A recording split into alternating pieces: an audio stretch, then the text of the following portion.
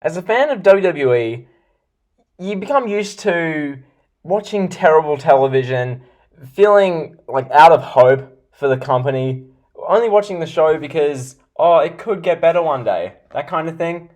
Like that's kind of the habit you fall into. But when it comes to WWE, there was a time in 2017 where I flat out said, I can't do this to myself anymore. Now, I'd gone years on years of watching the product. I watched Raw pretty much every week, SmackDown here and there, every pay per view. Then yeah, that's I watched the product. So I watched the product week in, week out, all through the 2010s, and then we got to 2017. 2017. Now we're coming off the 2016 brand split where SmackDown was actually entertaining and fun to watch for like 7 odd months from August 2016 through literally WrestleMania 33. SmackDown was great. Raw, while it wasn't great, the stuff we had on that show compared to what we have now looks infinitely better. It looks so much better. Like, for example, an episode, you had Chris Jericho, Kevin Owens, the friendship stuff. Finn Balor was, the champion, and then he got injured, and then he had to, vacate it. Seth Rollins, Roman Reigns, you had Rusev on that show as US champion. The women's division, Sasha and Charlotte actually had meaningful feeling matches. The tag team division was fun. Now we have none of that, really. Now WWE just feels void of stars.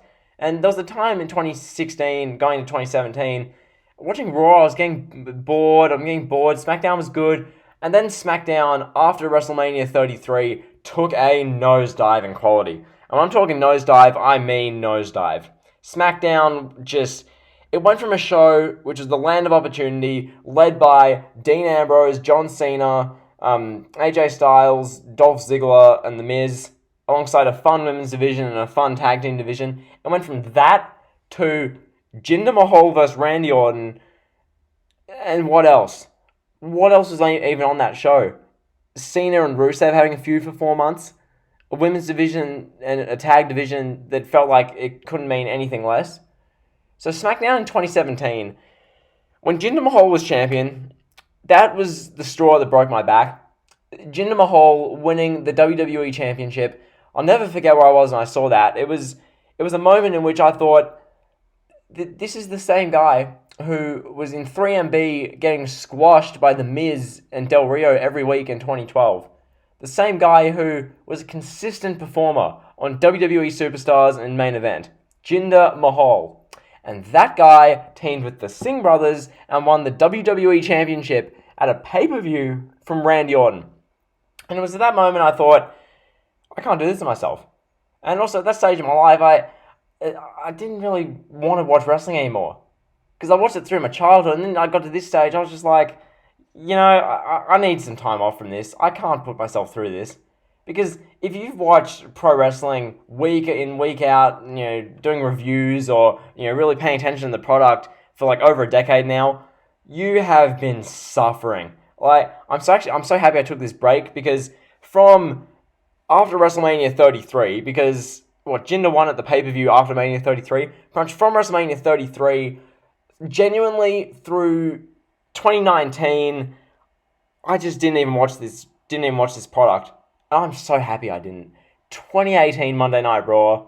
I've gone back. Don't worry, guys. If you can tell by the videos, I've really caught up on what they've done in the last 2 years. Spoilers, not a lot. With the Roman agenda, the god-awful pay-per-views, the bad storylines, some good matches, a good women's revolution with Ronda Rousey, but on the whole, just 2 years of dire television. I resumed watching, what was the first show? The June 10th episode of Raw. The Raw show after, I believe it was Super Showdown. It might be Money in the Bank. Whatever. Around that time period where, in 2019, where Seth Rollins was feuding with Baron Corbin, Becky Lynch was feuding with Lacey Evans, Kofi was facing, he's moved on to the Ziggler feud, that time period. So genuinely, 2 years of my life, I just stopped watching wrestling. Because you've got to understand, and if you've watched the product in these past few years, you're fully aware of this. 2017, it wasn't awful. Like, granted, there was a lot of bad stuff in 2017. Kurt Angle having Jason Jordan as his illegitimate son rings a bell. That was terrible. The stuff they did with Cena and Reigns, though, that I remember and everything else. Obviously, Jinder Mahal was champion. SmackDown was garbage in 2017. Raw, boring, very boring. Kurt Angle was GM every week. Like, that wasn't great. Kurt Angle saying it's true. And then you move to 2018. The picture you've seen on screen for much of this video, Bob Lashley's Three Sisters. This segment, when I caught myself back up on the show, I remember where I was when I watched this. I remember watching JD from NY's review of this. And I just remember I watched this segment back myself, and oh my god. This in so many ways summed up Raw in 2018. It showed that the WWE was so out of touch. A segment like that made me think, what's their target audience? Who watches this and is entertained? No child watched that segment and thought, that's great, I want to see Bob Lashley beat up Sami Zayn. No one cares. It's garbage. It's garbage. So, that was Bob Lashley's Three Sisters.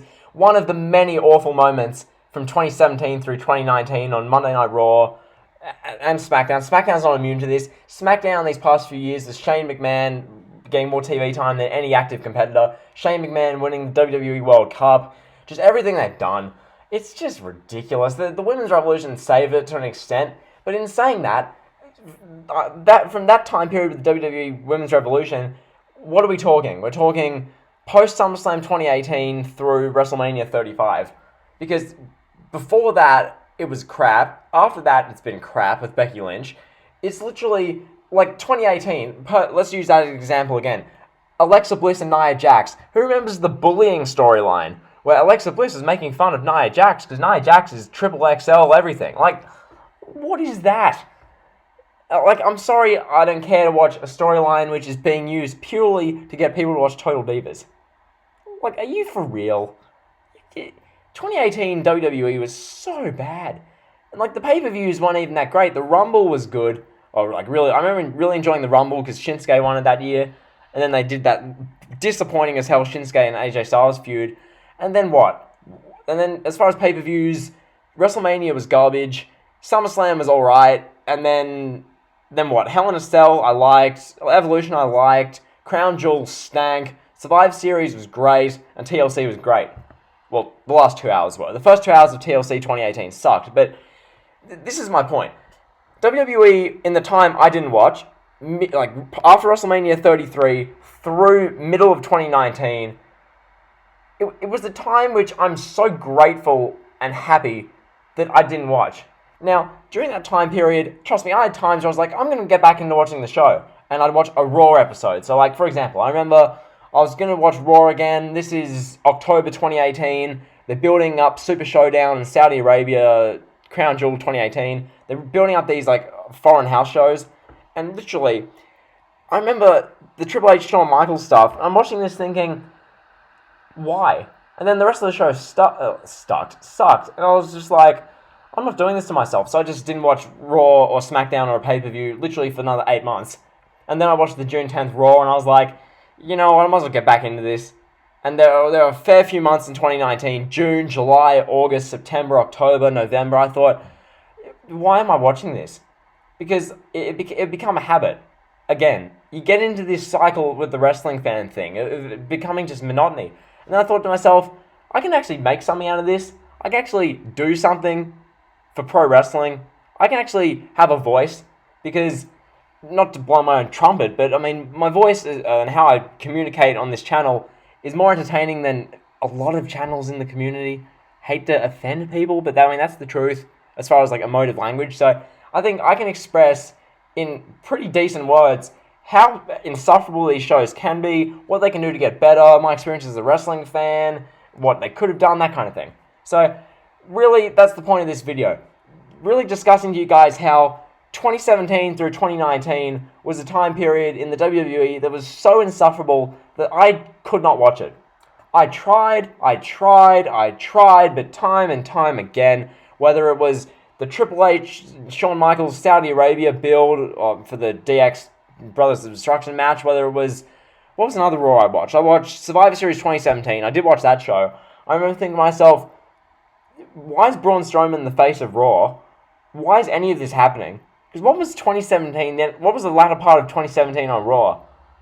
It was Wasn't that Kurt Angle, Rollins, and Ambrose, and then Finn Balor was there, and Strowman was like the main heel. It was just nothing memorable. It was Kurt Angle as GM in 2017. 2018 was just bad, and then a women's revolution happened, and then 2019 was a good first 3 months, and then the rest of the year was insufferable. Like 2019, there's so much stuff that I wish I had this channel for through 2019 that I would have just ranted on. The WWE draft in 2019, that's getting a new video, a whole video in itself. Tyson Fury, and Cain Velasquez, everything with that, just, oh my god. Boombox Brock, do I need to say any more? Lacey Evans being pushed to the moon within 2 months of her debuting. Like, all of this stuff. And it's just this company being so out of touch and thinking that this is good television. Vince McMahon thinking, oh yeah, it's so good. Oh, they're going to love Sami Zayn. Oh yeah. Oh, Roman. Push Roman. Oh, Roman has leukemia. What? Now what do we do? Vinnie Mac. Like, that's Vince McMahon. And that kills my throat to do, but hopefully it entertains you guys. So, that's the video. Just really talking about the time period that broke my quote-unquote camel's back, so to speak, as far as being a pro wrestling fan. I couldn't do it anymore. And as great as NXT was in that 2018 time period, I missed it because of how bad WWE main roster was. It disenchanted me with the whole wrestling fandom. And as I said, I've caught up with it since. I pretty much know everything that happened. I've watched it just all myself, so I've caught up, but I'm so happy I didn't watch this at the time. That's the video. Be sure to like, comment, sub. See ya.